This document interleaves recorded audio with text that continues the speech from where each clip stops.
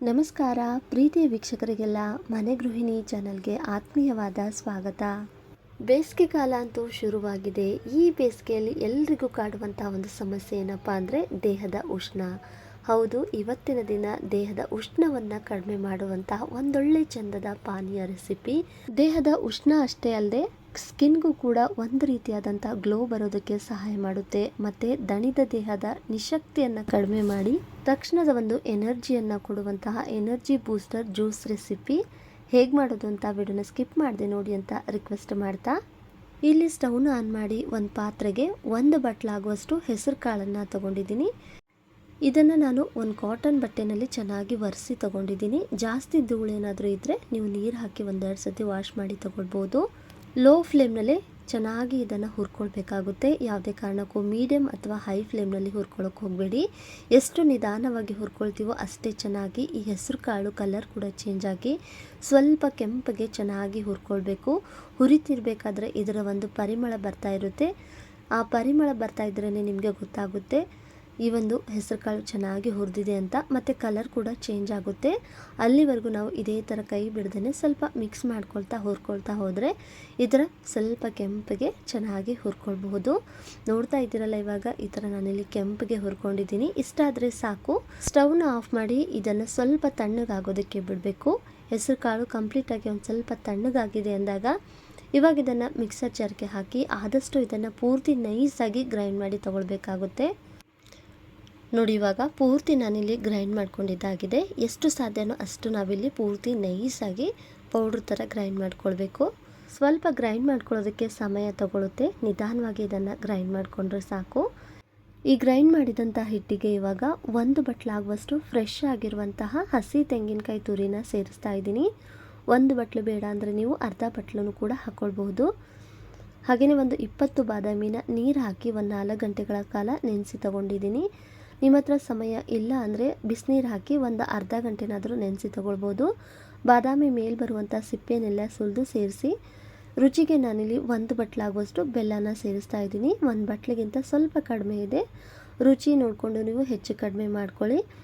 ಫ್ಲೇವರ್ಗೋಸ್ಕರ 1-2 ಏಲಕ್ಕಿ ಹಾಗೆಯೇ ಚುಟುಕಿಯಷ್ಟು ಉಪ್ಪನ್ನು ಸೇರಿಸ್ತಾ ಇದ್ದೀನಿ. ಉಪ್ಪು ಹಾಕೋದ್ರಿಂದ ರುಚಿ ಇನ್ನೂ ಹೆಚ್ಚಾಗುತ್ತೆ. ಸ್ಕಿಪ್ ಮಾಡದೆ ಸ್ವಲ್ಪ ಉಪ್ಪನ್ನು ಹಾಕಿ ನೀರೇನು ಹಾಕದೆ ಇದನ್ನು 3-4 ಸುತ್ತು ಗ್ರೈಂಡ್ ಮಾಡಿಕೊಂಡು ಇವಾಗ ಇದಕ್ಕೆ 1-2 ಬಟ್ಲಾಗುವಷ್ಟು ನೀರನ್ನು ಸೇರಿಸ್ತಾ ಇದ್ದೀನಿ. 2 ಬಟ್ಲು ಒಟ್ಟಿಗೆ ಹಾಕದೆ ಒಂದು ಅರ್ಧದಷ್ಟು ನೀರನ್ನು ಮಿಕ್ಕಿಸಿ ರುಬ್ತಿರ್ಬೇಕಾದ್ರೆ ನೋಡಿಕೊಂಡು ಮತ್ತೆ ಇನ್ನೊಂದು ಸ್ವಲ್ಪ ನೀರನ್ನು ಸೇರಿಸ್ತಾ ಆದಷ್ಟು ಇದನ್ನು ಪೂರ್ತಿ ನೈಸಾಗಿ ಗ್ರೈಂಡ್ ಮಾಡ್ಕೊಂಡು ತಗೋಬೇಕಾಗುತ್ತೆ. ತೆಂಗಿನಕಾಯಿ ಎಲ್ಲ ಕೂಡ ನೈಸಾಗಿ ಆಗಬೇಕು. ನೋಡಿ, ಈ ಬಟ್ಲಿಂದ 2 ಬಟ್ಲಾಗುವಷ್ಟು ನೀರು ಹಾಕಿ ಗ್ರೈಂಡ್ ಮಾಡ್ಕೊಂಡಿದ್ದೆ. ಇವಾಗ ಅದೇ ಬಟ್ಲಳತೆಯಲ್ಲಿ ಕಾಯಿಸಿ ಆರಿಸಿದಂಥ ಹಾಲನ್ನು ಸೇರಿಸಿ ಪುನಃ ಇದನ್ನು 1-2 ಸುತ್ತು ಗ್ರೈಂಡ್ ಮಾಡಿ ತಗೊಳ್ತಾ ಇದ್ದೀನಿ. ಹಾಕಿರ್ತಕ್ಕಂಥ ಬೆಲ್ಲ ಹಾಗೆ ತೆಂಗಿನಕಾಯಿ ಎಲ್ಲವೂ ಕೂಡ ಚೆನ್ನಾಗಿ ನೈಸಾಗಿ ಗ್ರೈಂಡ್ ಆಗಿದೆ.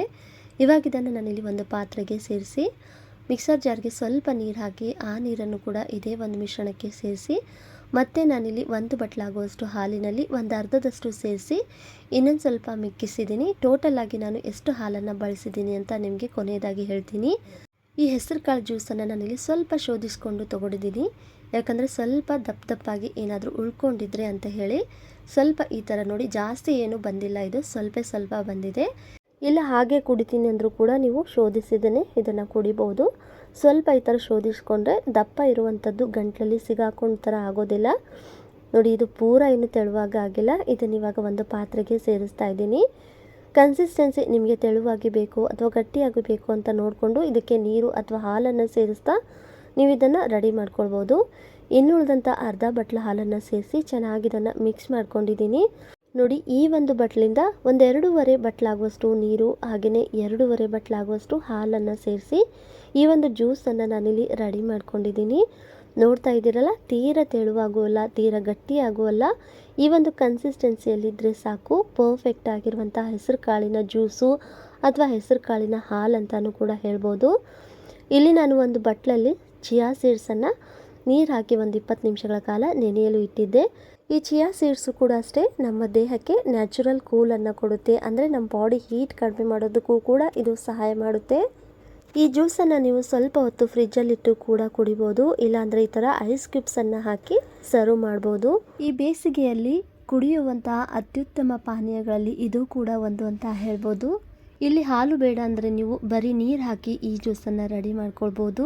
ಹೆಸರು ಕಾಳು ಚೆನ್ನಾಗಿ ಹುರಿದು ಮಾಡಿರೋದ್ರಿಂದ ರುಚಿ ಕೂಡ ಅದ್ಭುತವಾಗಿರುತ್ತೆ. ಪ್ರೋಟೀನ್, ವಿಟಮಿನ್, ಆಂಟಿ ಆಕ್ಸಿಡೆಂಟ್ನಂಥ ಹಲವಾರು ಪೋಷಕಾಂಶಗಳಿಂದ ತುಂಬಿರ್ತಕ್ಕಂಥ ಈ ಹೆಸರು ಕಾಳನ್ನು ತೀರಾ ಬಾಡಿ ಹೀಟ್ ಆಗಿದ್ರೆ ಈ ಥರ ಜ್ಯೂಸನ್ನು ಒಮ್ಮೆ ಟ್ರೈ ಮಾಡಿ ನೋಡಿ. 1 ಗ್ಲಾಸ್ ಕುಡಿದ್ರೂ ಕೂಡ ಸಾಕು. ಬೆಳಿಗ್ಗೆ ಅಥವಾ ಮಧ್ಯಾಹ್ನದ ಹೊತ್ತು ಬಾಡಿ ಹೀಟನ್ನು ಕಡಿಮೆ ಮಾಡುತ್ತೆ. ಜೀರ್ಣಕ್ರಿಯೆಗೂ ಕೂಡ ಇದು ಸಹಾಯ, ಮತ್ತು ಸ್ಕಿನ್ಗೂ ಕೂಡ ಒಂದು ರೀತಿಯ ಗ್ಲೋವನ್ನು ಬರೋದಕ್ಕೆ ಸಹಾಯ ಮಾಡುತ್ತೆ.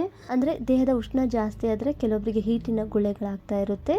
ಸೊ ಆ ಥರ ಹೀಟ್ ಕಡಿಮೆ ಆದರೆ ಗುಳ್ಳೆಗಳು ಕೂಡ ಕಡಿಮೆ ಆಗಿ ಡಲ್ನೆಸ್ ಕೂಡ ಹೊರಟೋಗಿ ಒಂದು ರೀತಿಯ ಗ್ಲೋ ಬರೋದಕ್ಕೆ ಸಹಾಯ ಮಾಡುತ್ತೆ. ಅಷ್ಟಲ್ಲದೆ ಎನರ್ಜಿಯನ್ನು ಕೊಡುವಂಥ ಎನರ್ಜಿ ಬೂಸ್ಟರ್ ಜ್ಯೂಸ್ ಅಂತಾನು ಕೂಡ ಹೇಳ್ಬೋದು. ಇಡೀ ದಿನ ನೀವು ಎನರ್ಜೆಟಿಕ್ ಆಗಿರೋದಕ್ಕೆ 1 ಗ್ಲಾಸ್ ಜ್ಯೂಸ್ ಕುಡಿದ್ರೂ ಕೂಡ ಸಾಕು. ಮಕ್ಕಳಿಂದ ದೊಡ್ಡೋರವರೆಗೂ ಈ ಜ್ಯೂಸನ್ನು ನೀವು ಆರಾಮಾಗಿ ಕುಡಿಬೋದು.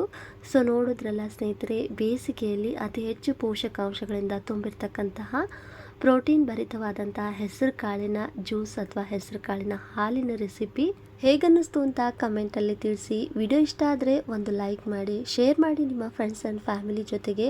ಹಾಗೆಯೇ ಮನೆ ಗೃಹಿಣಿ ಚಾನಲ್ನು ಕೂಡ ಸಬ್ಸ್ಕ್ರೈಬ್ ಮಾಡಿಕೊಂಡು ಸಪೋರ್ಟ್ ಮಾಡಿ ಅಂತ ಹೇಳ್ತಾ ಈ ರೆಸಿಪಿ ನೋಡಿದಂಥ ಪ್ರತಿಯೊಬ್ಬರಿಗೂ ಧನ್ಯವಾದಗಳು.